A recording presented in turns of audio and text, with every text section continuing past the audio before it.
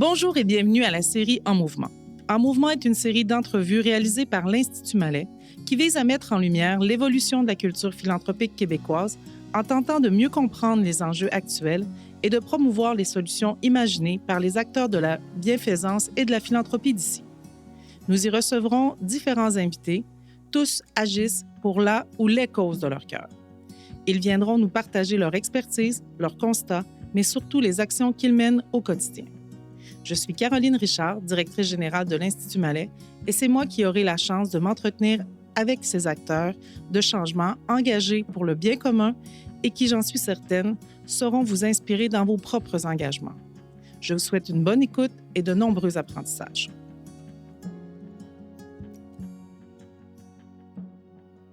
Bonjour et bienvenue à un nouvel épisode de notre série En Mouvement. Nous nous intéressons aujourd'hui à la philanthropie des universités avec une personne qui a remporté en 2022 le prix de l'Étoile montante du Conseil canadien pour l'avancement de l'éducation et qui connaît très bien la philanthropie au sein du monde universitaire puisqu'elle est chef de la direction de la philanthropie et des relations avec les diplômés de l'Université Laval. Il s'agit de Caroline Girard. Bonjour Caroline, merci d'avoir accepté l'invitation. Bonjour, merci pour l'invitation. C'est particulièrement un plaisir pour nous de vous recevoir aujourd'hui, puisque l'Université Laval est un partenaire privilégié de l'Institut Malais, un partenaire dit historique, compte tenu que l'Université Laval a contribué ou est un cofondateur de notre institut. Alors, merci d'avoir accepté notre invitation. En quelques mots, est-ce que c'est possible pour toi de te présenter puis aussi un petit peu expliquer ton travail au sein de l'Université Laval? Oui, certainement. Alors moi, je suis diplômée de l'Université Laval. Donc, j'aime à dire que j'y suis depuis un certain temps déjà, ayant expérimenté moi aussi l'expérience étudiante. Donc, en communication publique et en administration des affaires. J'ai le plaisir d'assurer le leadership de la direction de la philanthropie et des relations avec les diplômés depuis quelques années déjà. Je travaille avec une équipe de professionnels engagés, des gens, et j'aime souvent à dire qu'on met en relation des humains. Donc, des individus, des diplômés, des personnes qui ont à cœur l'éducation, nos étudiants, la recherche, et qui cherchent à avoir un impact. Et nous, on travaille à mettre ces gens-là en relation avec des chercheurs à l'Université Laval, des enseignants, des étudiants. Et effectivement, il y a beaucoup de besoins. Et donc, on est aux confins, en fait, de ces relations-là pour permettre à plein de choses qui sont extraordinaires d'arriver. Alors, c'est ce qu'on a l'occasion de faire dans notre travail, donc d'entretenir des liens étroits avec la communauté de diplômés et de soutenir plusieurs projets de différentes natures pour leur permettre de voir le jour grâce à la philanthropie, à l'engagement de généreux donateurs, donatrices et de diplômés. On le sait, l'éducation est une des causes préférées des donateurs québécois. Et on a vu ces dernières années une véritable accélération de la philanthropie des universités. Les dons records, les campagnes de levée de fonds de grande ampleur montrent en effet que les universités du Québec semblent à l'offensive pour mobiliser les donateurs et les dons. Derrière l'image qu'on a tous de l'ancien diplômé donnant à son université se cache en fait une multitude de donateurs, d'utilisation et d'engagement. Quel rôle joue la philanthropie dans une université? À quoi servent les dons? Qui sont les donateurs? Quel est l'impact de ces dons? Quels sont les défis de l'avenir? Voilà des questions que notre invité aura le plaisir de répondre et nous pourrons échanger aujourd'hui. Donc, pour commencer, Caroline, je propose de faire un portrait de la philanthropie dans les universités. Quand on parle de philanthropie dans les universités, de quoi parle-t-on exactement? La philanthropie dans les universités joue un rôle essentiel. Ça permet notamment d'améliorer de façon substantielle l'expérience étudiante. Et c'est important pour des universités de demeurer attractives, compétitives aussi de ce point de vue-là. On veut attirer les meilleurs étudiants, effectivement, notamment pour faire de la recherche aussi, mais pour la formation. Ça permet aussi d'enrichir nos infrastructures, nos laboratoires de recherche et des espaces de milieu de vie aussi pour nos étudiants. Donc, des instruments aussi qui permettent à nos équipes de recherche d'aller encore plus loin. Ça permet aussi d'aller encore plus loin du côté de l'innovation. On aime à dire que ça nous permet de repousser les frontières du savoir en permettant d'explorer de nouvelles zones et donc de permettre de faire, notre rectrice dit souvent, le kilomètre supplémentaire pour aller davantage plus loin aussi.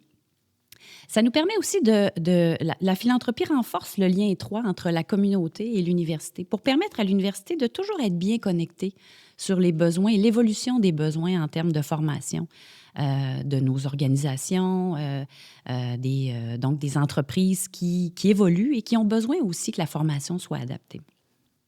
Ça nous permet donc d'accélérer beaucoup de projets et ça nous permet même aussi d'atteindre de nouveaux objectifs. Ce qu'il faut savoir aussi, c'est que la philanthropie est complémentaire à tout ce que le gouvernement donne déjà, qui est parfois, et avec raison, ciblé. Alors, la philanthropie nous permet vraiment de développer des zones, donc de développer des nouveaux programmes de formation encore plus innovants, de soutenir des projets de chaires de recherche en partenariat, des organisations, des individus qui ont envie vraiment de pousser un champ d'expertise et des domaines de recherche. On dit souvent que nos donateurs sont des gens qui ont envie de contribuer à résoudre un enjeu. Il y a plusieurs problématiques qui existent et ils viennent vers l'université justement en disant, bien, vous avez les ressources, vous avez le savoir, vous avez la connaissance. Est-ce qu'on peut faire équipe pour avoir encore plus d'impact? Alors, c'est vraiment un peu de ça qu'on parle quand on parle de philanthropie universitaire. Donc, on finance des infrastructures, des programmes pour développer des programmes de recherche, mais d'enseignement également. Et non négligeable aussi le soutien aux étudiants. Donc, des programmes de bourse, des programmes pour leur permettre aussi de faire des séjours à l'international. Bref, il y a beaucoup de façons d'exprimer cette philanthropie-là.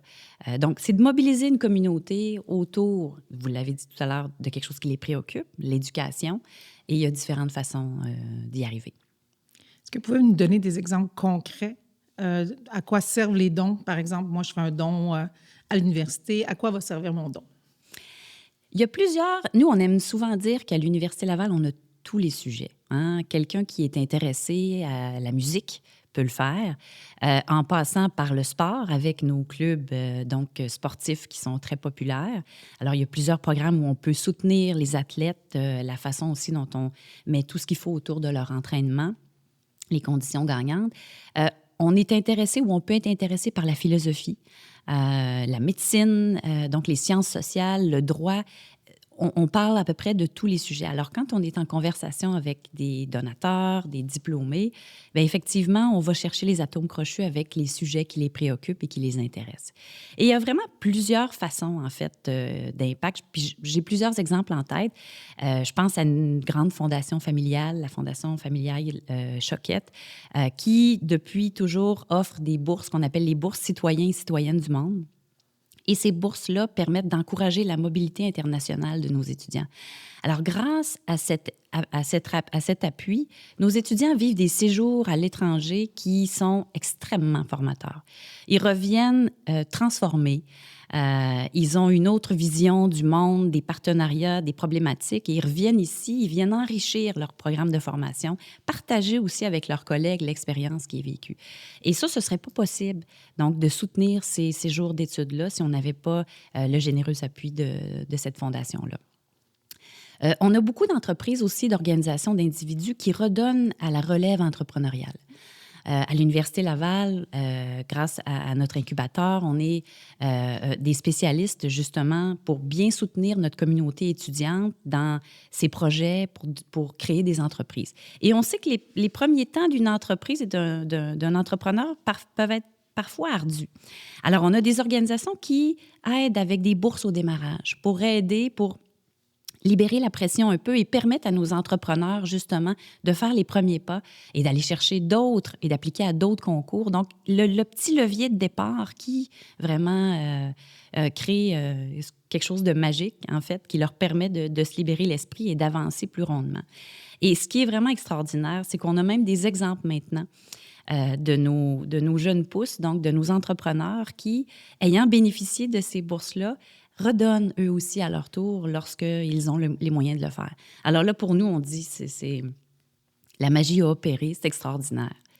On a plusieurs projets, des chaires de recherche, donc qui peuvent être sur la démocratie, sur l'éthique. Hein. On cherche parfois, un donateur qui récemment a soutenu ça, on cherche à comprendre comment se forgent les chambres d'écho dans le discours démocratique. Alors, et ce sont des préoccupations qui sont Très on ne peut d'actualité. plus d'actualité et qui disent, ben moi, ça, j'ai ça à cœur et je veux soutenir un professeur, les travaux de recherche d'un professeur dans ce domaine-là aussi. On a aussi, grâce à la philanthropie, été en mesure donc d'amorcer les travaux de construction de l'Institut nordique du Québec, qui va voir le jour prochainement.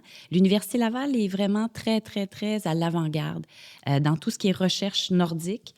Ça va rassembler l'expertise de 16 universités dans le domaine donc de la recherche nordique arctique, au bénéfice de la prévention pour la biodiversité, les communautés locales. Alors, on y fait des recherches extraordinaires, justement, qui nous permettent de comprendre la santé des populations. Répondre aussi plus adéquatement aux besoins actuels, mais aussi voir venir, voir les nouveaux Absolument. défis. Là. Exact. Donc, d'un point de vue aussi de la santé des populations, des mouvements sociaux, de la défense des éléments aussi qui touchent les relations internationales. Alors, on touche à tout ça. Grâce à la philanthropie aussi, ça nous permet d'embaucher de nouvelles ressources professorales. On a un véhicule qui s'appelle à l'Université Laval les chaires de leadership en enseignement.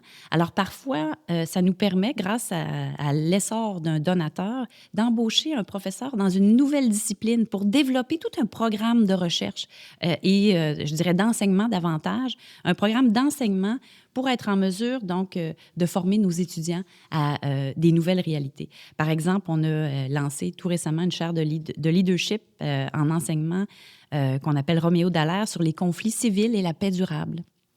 Parce qu'on sait justement que dans plusieurs endroits, ce sont des problématiques et qu'on souhaite étudier. Donc, le titulaire travaille en collaboration avec plusieurs organismes du milieu pour mieux comprendre et analyser les enjeux des conflits civils, comment s'installe aussi ensuite la paix durable et quels sont les déterminants qui vont permettre aussi. Alors, on est capable de former notre relève qui est apte à comprendre ces enjeux-là, puis proposer des solutions concrètes aussi aux décideurs politiques.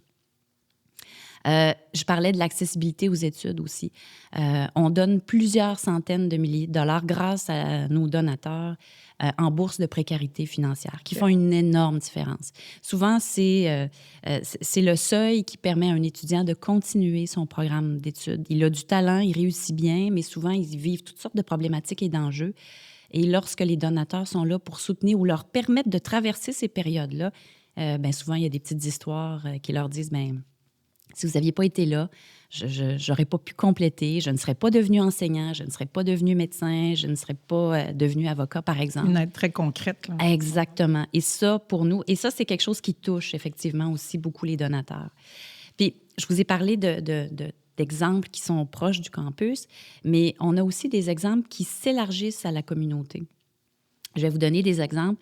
Grâce à Green Shield Canada, qui nous a octroyé un don par l'entremise de notre faculté de médecine dentaire, on a un programme qui va rendre possible l'accès aux soins bucco-dentaires pour des clientèles qui sont plus vulnérables. Alors, ce que ça permet, c'est d'offrir des soins gratuits à 225 personnes à faible revenu de la grande région de Québec. Et c'est extraordinaire parce que ça permet à nos étudiants aussi de se familiariser avec des clientèles qui sont plus vulnérables et ça permet cette accessibilité-là. Là, pour nous, c'est totalement gagnant parce qu'on vient améliorer l'expérience aussi, on fait vivre des expériences à nos étudiants, mais on élargit aussi l'université davantage présente dans la communauté. On a un grand projet de Carrefour international Brian Mulroney, une campagne que nous menons actuellement pour créer une espèce de centre où vont se concentrer toutes les expertises de recherche en affaires internationales. On sait actuellement, c'est important en fait de bien former notre relève aux différentes problématiques qui touchent la gouvernance, qui touchent la sécurité, qui touchent les conflits, qui touchent le commerce. Alors, on veut vraiment, effectivement, il y a de la diplomatie, mais il y a aussi nos professionnels, nos futurs professionnels qui vont guider nos entreprises, qui vont conseiller nos gouvernements. Alors, on veut tout mettre en œuvre avec ces expertises-là pour nous permettre d'être vraiment à l'avant-garde. à l'avant-garde puis répondre aux besoins de demain. Assurément, c'est le rôle de l'université. De notre université. Je constate que vous offrez un éventail de possibilités pour un donateur. Oui. Un donateur peut décider de transformer, de participer à la transformation clairement de la société au-delà de l'université. D'ailleurs, quel est le profil de vos donateurs? Quels sont les donateurs? On a souvent l'image, comme je le disais en début d'entrevue, des personnes un peu plus aisées qui donnent ou qui ont étudié à l'Université Laval, mais quel est le profil des donateurs à l'Université Laval? On a des individus. D'abord, nos diplômés sont une communauté de personnes très engagées. On leur parle régulièrement chaque année et on en a plusieurs qui contribuent. À la mesure des capacités qu'ils ont, nous, il n'y a pas de petits dons. Il y a une contribution qui est toujours significatif, peu importe. Et chaque donateur choisit effectivement le fonds qu'il souhaite appuyer. Alors, bien sûr, des individus, principalement nos donateurs. Il y a aussi donc des diplômés, des donateurs. Il y a des fondations privées et des grandes fondations publiques aussi qui sont des donateurs à l'Université Laval. Et bien sûr, des organisations. Des entreprises pour qui, dans leur programme philanthropique, l'éducation est au cœur de tout ça. L'année passée, c'est tout près de 18 000 donc, donateurs qui renouvellent et qui soutiennent l'université. Plusieurs centaines d'organisations aussi donc, décident d'embrasser un projet ou de soutenir une initiative. On peut le faire de différentes façons. On peut faire un don unique. On peut aussi décider, puis de plus en plus, c'est ça pourquoi les individus optent de faire un don récurrent. Hein? Donc, chaque mois, bien, il y a un petit montant qui est prélevé et qui permet donc soit de créer une bourse, de soutenir un étudiant ou de soutenir un projet en particulier. On peut faire un don, effectivement, aussi, donc une fois. On peut aussi faire un don sur, par exemple, donner des assurances-vie, faire un don d'action ou penser aussi même à un legs testamentaire. Et on dit souvent, parce qu'on le démystifie, que ça n'a pas besoin d'être un montant astronomique. On peut réserver une somme au décès quand on réfléchit en disant, bien, il y a un petit montant qui, pour moi, ce sera important de soutenir telle ou telle cause.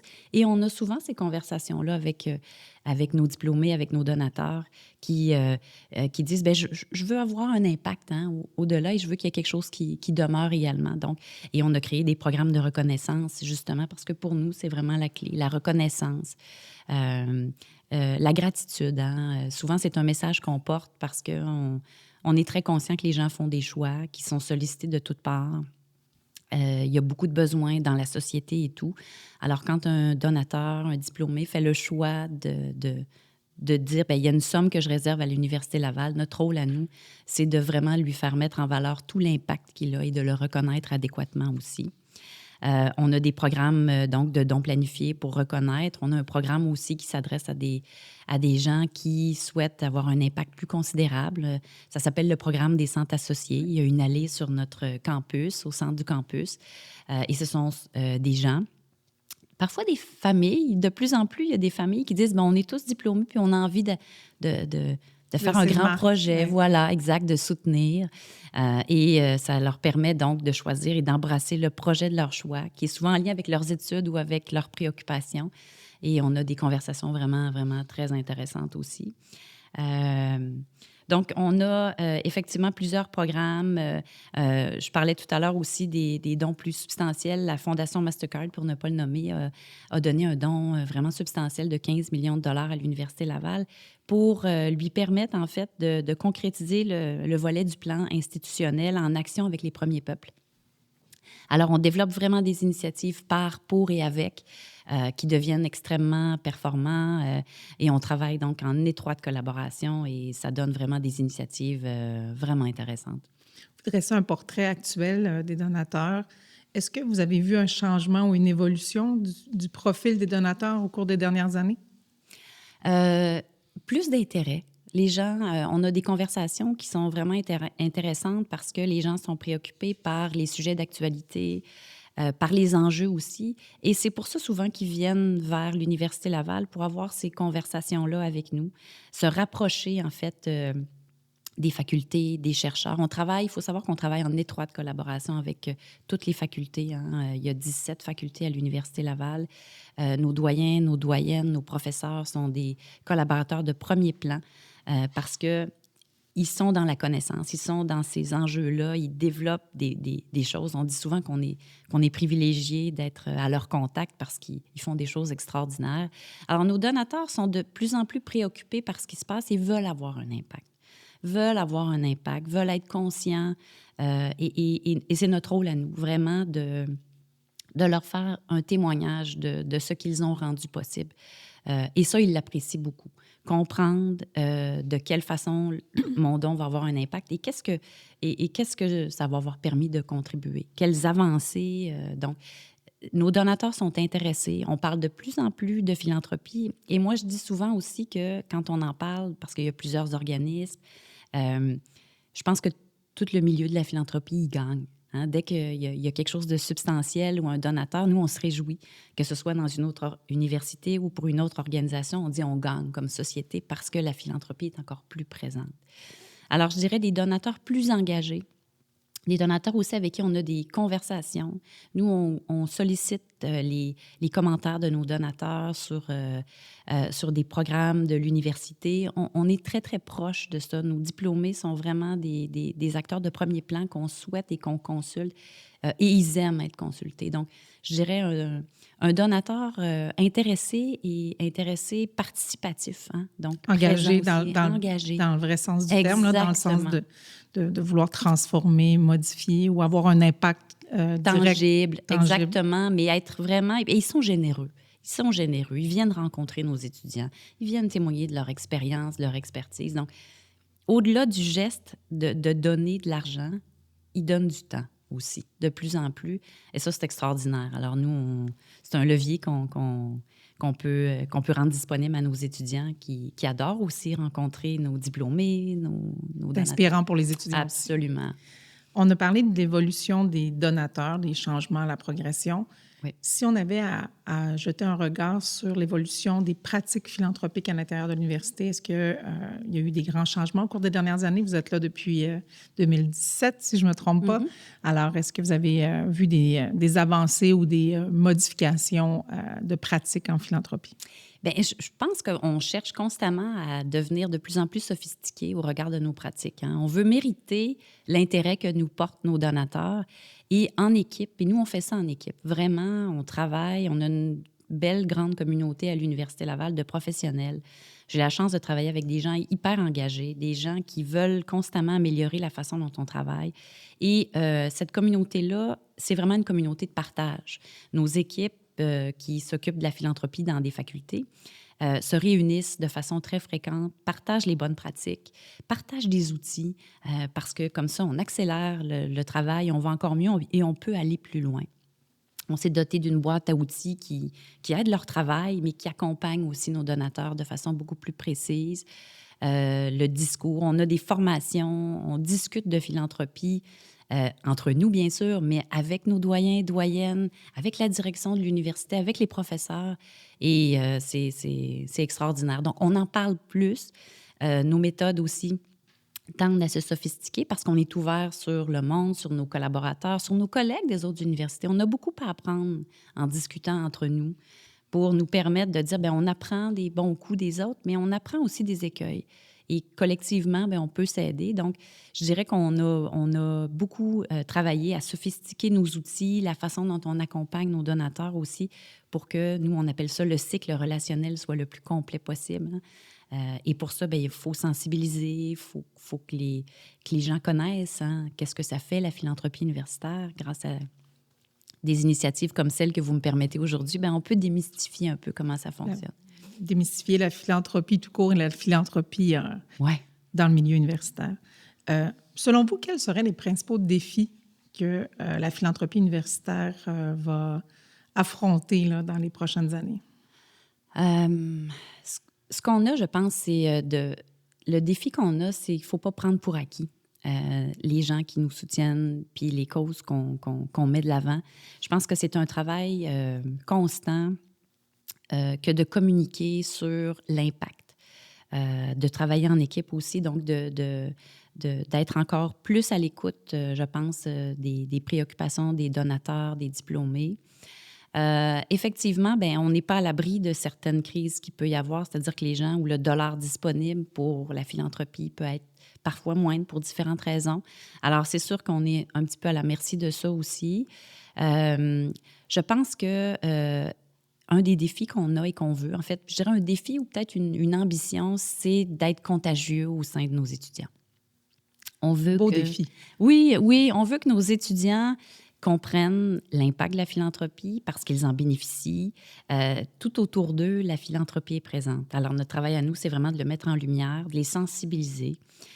Ils le sont de plus en plus parce que lorsqu'ils bénéficient d'une bourse ou d'aide financière, ils font le geste d'écrire une note, hein, une lettre à leur donateur pour leur témoigner de la reconnaissance. Et ce geste-là est extraordinaire pour les deux. L'étudiant est content parce qu'il est conscient, il y a quelqu'un à l'autre bout qui permet ce geste-là, qui a pris la décision, hein, en fait, qui a fait le choix de me soutenir. Et pour le donateur, bien, ça lui permet de voir un impact extrêmement concret. Donc, sensibiliser nos étudiants pour qu'ils deviennent eux aussi Les ambassadeurs de la philanthropie. Exactement. Et lorsqu'ils auront la chance et la disponibilité pour le faire, bien, ils pourront à leur tour aussi soutenir une cause qui leur tient à cœur et permettre à des projets de voir le jour aussi, hein, devenir des leviers à leur tour. On a parlé beaucoup de l'engagement financier des donateurs. L'Université Laval insiste beaucoup aussi sur l'engagement. Tantôt, vous parliez des liens avec les donateurs ou de poursuivre l'engagement philanthropique au moment où ils vont avoir le moyen. Mais quelle place prend l'engagement à l'Université Laval? Je sais qu'il y a en place une politique de l'engagement. Mm-hmm. D'ailleurs, on a contribué là, à certains travaux entourant cette politique-là. Pouvez-vous nous en parler un peu plus? Parce que pour nous, la philanthropie, évidemment, oui, il y a les dons, mais il y a aussi le don de temps. Il y a l'engagement qui peut prendre différentes formes, le don d'expertise de temps. Alors, peut-être nous parler davantage de cette politique-là que l'Université a mis en place. Oui, on a mis en 2020, en fait, puis on a déjà un souci de l'engagement depuis plusieurs années à l'Université Laval, mais en 2020, on a mis en place une déclaration d'engagement social qui a été rédigée de façon participative avec toute la communauté et qui fait la promotion de différentes façons dont on encourage notre communauté à s'engager. Donc, l'objectif, c'est vraiment de faciliter puis d'appuyer l'engagement social de sa communauté. Par exemple, je vais vous donner un exemple concret, la création de crédits à l'engagement social qui permettent de reconnaître le bénévolat des étudiants auprès des organismes. Alors, ils peuvent transformer ça en crédit d'études. Donc, un étudiant qui participe à du bénévolat, oui. Ça contribue à ses crédits de cours. Exactement. On peut lui reconnaître. Donc, il partage son expérience, l'impact que tout ça a eu. Alors, vraiment, on l'encourage. Il y a une vie étudiante aussi très active à l'Université Laval qui est de l'engagement. On a rédigé aussi un manuel en libre accès sur l'engagement social pour démystifier puis donner envie aussi à notre communauté de s'engager. Il y a aussi le développement de l'appui à la recherche engagée. Hein. Ce qu'on fait, c'est qu'on encourage nos professeurs à être vraiment en action avec des organismes pour que leurs projets de recherche ou encore avec des étudiants puissent vraiment servir à répondre à des problématiques vécues par des organismes. C'est un programme qu'on appelle Accès Savoir et qui est vraiment extraordinaire. Donc, on vient marier le savoir, le développement de la recherche et les besoins. Et l'action sur le terrain, effectivement. On a lancé une association étudiante Emma Québec. On appuie aussi donc le bénévolat de compétences. Hein. On a une entente avec Bénévoles d'expertise pour encourager les employés de l'Université Laval à redonner de leur expertise aux organisations.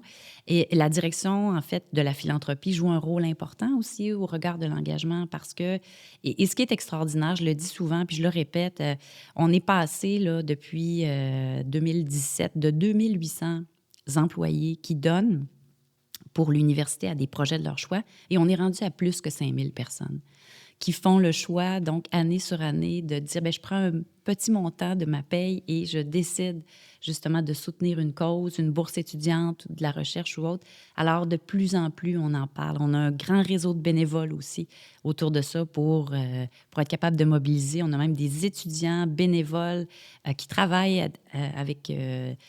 en étroite collaboration avec la philanthropie. Alors, c'est une culture qui prend de plus en plus d'essor, dont on parle et qui est valorisée. et qui est importante pour la direction de l'université certainement aussi, mais pour les employés de plus en plus. Qui prend tout son sens aussi de partage, dans le sens de créer l'habitude de s'engager, de créer l'habitude du don, de créer... Donc, c'est vraiment la notion dans partage. Son sens le plus exactement, large. Dans son sens le plus large. Aider, soutenir le prochain. Puis parfois, nos finances ne nous le permettent pas, mais il y a plein d'autres façons qu'on peut déployer son engagement social en aidant son prochain, en passant des heures en bénévolat d'expertise ou autre, et ça a autant de valeur. Alors, merci Caroline de nous avoir apporté un éclairage sur la philanthropie en milieu universitaire. Assurément, la philanthropie en milieu universitaire, ce que je retiens, c'est que c'est une autre façon de transformer la société, un autre rôle aussi qu'a les universités. Alors, merci beaucoup d'avoir amené cet éclairage sur l'évolution de la culture philanthropique d'ici. C'est moi qui vous remercie. Un grand plaisir d'avoir été avec vous. Merci pour l'invitation. Merci à vous tous de suivre cette série et à bientôt pour une nouvelle discussion sur la philanthropie et la culture philanthropique.